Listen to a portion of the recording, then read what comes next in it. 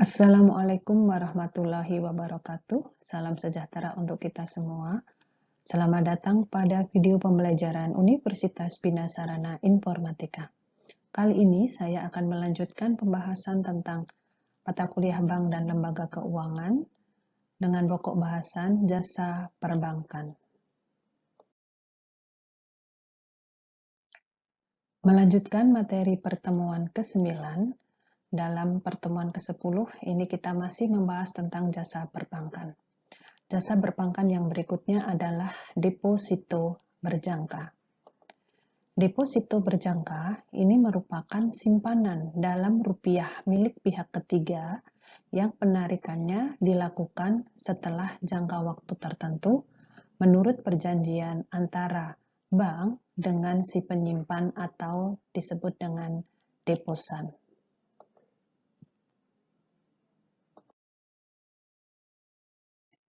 Jenis-jenis deposito terdiri dari 1.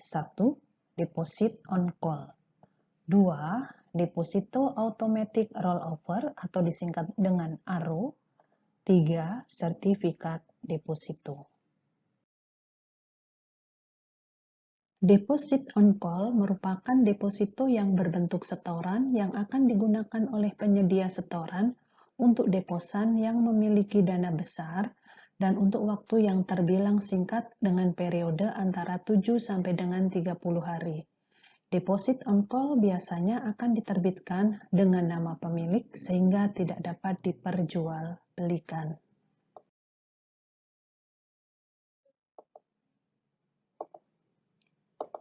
Yang kedua, Deposito Automatic Rollover atau ARO merupakan simpanan masyarakat dalam bentuk deposito yang sudah jatuh tempo sesuai dengan jangka waktu yang telah disepakati di awal.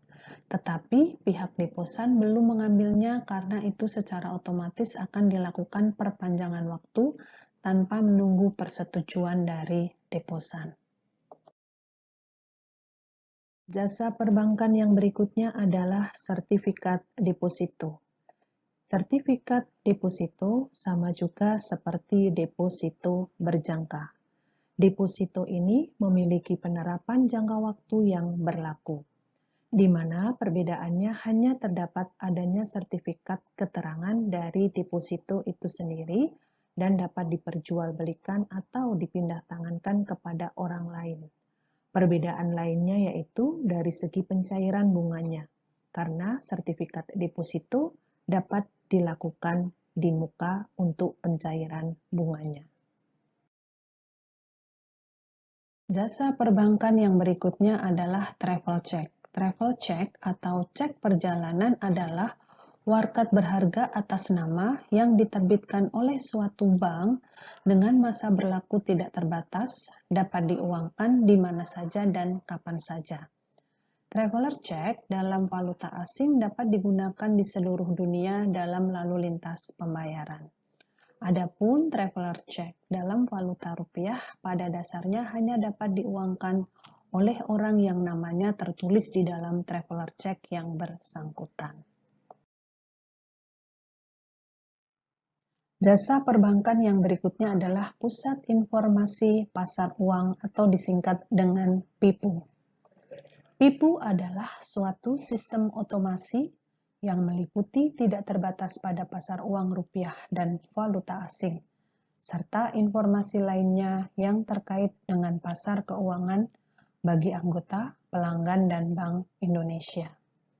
Anggota PIPU adalah bank yang memasok data ke dalam PIPU. Pelanggan PIPU adalah semua pihak selain anggota PIPU yang telah mendapat persetujuan dari Bank Indonesia untuk menggunakan informasi PIPU. Elemen-elemen dalam warkat pasar uang terdiri dari 1. Interbank call money, 2. Interbank time deposit, 3. Interbank deposit on call, 4. Sertifikat deposito antar bank, 5. Sertifikat Bank Indonesia atau SBI, 6. Surat berharga pasar uang atau SBPU, 7. Obligasi, repo, dan commercial paper.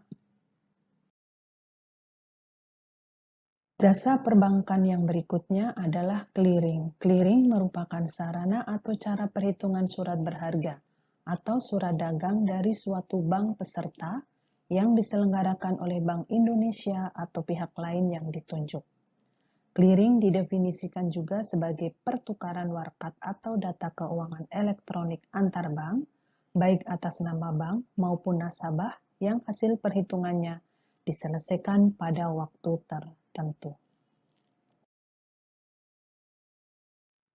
Tujuan dari clearing oleh Bank Indonesia adalah 1. Untuk memajukan dan memperlancar lalu lintas pembayaran giral. 2. Agar perhitungan penyelesaian utang piutang dapat dilakukan dengan lebih mudah, aman, dan efisien. Yang berikutnya adalah Letter of Credit atau sering disingkat dengan LC. LC merupakan cara pembayaran internasional yang memungkinkan seorang eksportir menerima pembayaran langsung tanpa menunggu berita dari luar negeri. Pembayaran tersebut akan diterima setelah barang dan berkas dokumen dikirimkan ke luar negeri atau kepada pemesan. Pelaku LC terdiri dari 1. Applicant atau pemohon kredit adalah importir yang mengajukan aplikasi LC. 2. Issuing bank atau opening adalah bank yang membuka LC. 3. Advising bank adalah bank yang meneruskan LC. 4. Confirming bank adalah bank yang melakukan konfirmasi atas permintaan issuing bank dan menjamin sepenuhnya pembayaran. 5. Paying bank adalah bank yang secara khusus ditunjuk dalam LC untuk melakukan pembayaran dan beneficiary berkewajiban menyerahkan dokumen kepada bank tersebut. 6. Beneficiary adalah eksportir yang menerima LC. Yang berikutnya adalah transfer, merupakan jasa pengiriman uang lewat bank, baik dalam kota, luar kota, ataupun ke luar negeri. Sarana yang digunakan dalam jasa transfer ini tergantung kemauan nasabah, dan hal tersebut akan mempengaruhi kecepatan pengiriman dan besar kecilnya biaya pengiriman. Berikutnya adalah inkaso. Inkaso merupakan proses penagihan warkat antar bank. Hanya bedanya dalam inkaso, warkat yang ditagih harus berasal dari luar kota atau luar wilayah clearing atau luar negeri. Khusus untuk warkat yang berasal dari luar negeri harus dilakukan oleh bank yang berstatus bank devisa. Keuntungan inkaso: 1. Menghemat biaya. 2. Menghemat waktu. 3. Menghindari resiko kehilangan. Demikianlah pembahasan materi perkuliahan Bank dan Lembaga Keuangan pertemuan ke-10. Terima kasih atas perhatiannya. Sampai jumpa lagi pada materi berikutnya. Wassalamualaikum warahmatullahi wabarakatuh.